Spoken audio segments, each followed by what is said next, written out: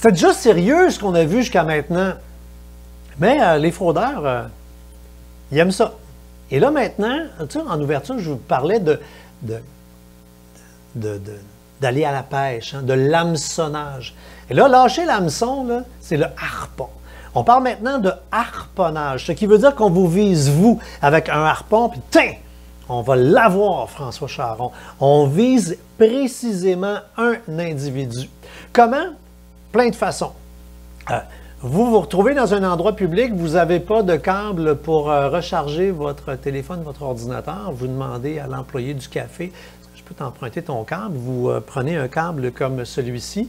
Eh bien, il existe des câbles qui sont construits par les fraudeurs qui font en sorte que dès qu'on a branché le câble dans notre appareil, et puis en passant, il marche, ça fait que tu recharges vraiment ton téléphone, fait que tu as l'impression que ça fonctionne, mais dans le petit bout de plastique, là, il y a un émetteur qui veut dire que vous allez pouvoir, si vous êtes fraudeur et que vous utilisez ça par Wi-Fi, rentrer dans la machine, voler des données, aller installer un logiciel capteur de touche.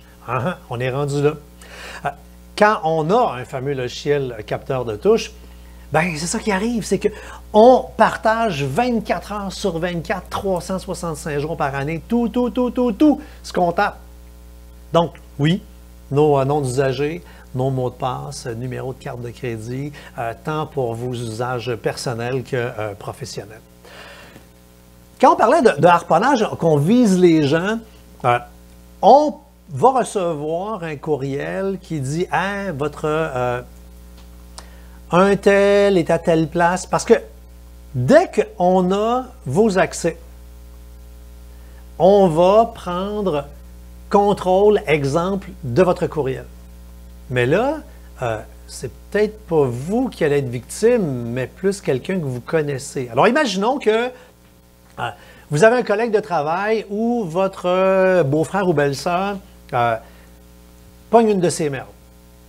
Les fraudeurs vont avoir entre leurs mains les coordonnées, les accès pour créer un accès au compte de courriel. Donc, ils vont pouvoir envoyer des courriels comme si c'était vraiment le beau-frère ou encore le collègue. Et là, vous recevez un courriel en disant « Moi, mon amie Sylvie, salut François, c'est Sylvie, je vis telle affaire. » Bon là, présentement, ça marche un petit peu moins parce que la fraude, la plupart du temps, « Salut, c'est Sylvie, je suis parti en vacances au Costa Rica, je viens de me péter à marboulette, blablabla. » Et là, on crée l'urgence.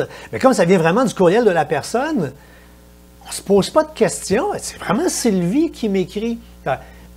C'est pas parce qu'on est en pandémie qu'on voyage moins que ce type de fraude-là ne fonctionne pas. On va simplement moduler et changer la façon d'approcher les gens. L'appel de détresse. Ce type de fraude-là touche particulièrement les personnes âgées. Le téléphone répond. Puis là, je comprends, là, eux autres, ils ont du temps à perdre, là, les fraudeurs. Fait qu'ils appellent, puis s'ils voient qu'ils tombent sur une voix jeune, ils raccrochent. S'ils voient qu'ils tombent sur une voix un petit peu plus vieille, si c'est une dame, on dit « Grand-maman? » Les chances sont que la personne... Là, grand-maman, oui? C'est moi? Peut-être fais attention, tu as un petit peu de bruit, le téléphone un peu loin. Grand-maman va faire... C'est François ou Stéphane? Je viens d'ouvrir la porte. Hein? Stéphane? Et rapidement, ce qui va arriver, c'est que le fraudeur va prétendre être effectivement le petit-fils ou la petite-fille. Il a fait une gaffe, s'est mis dans le trouble.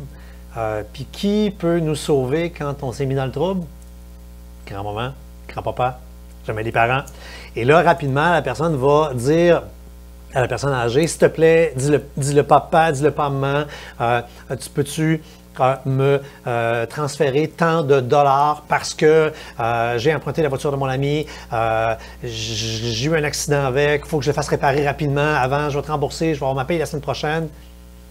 On parlait de harponnage, on vise une personne en particulier.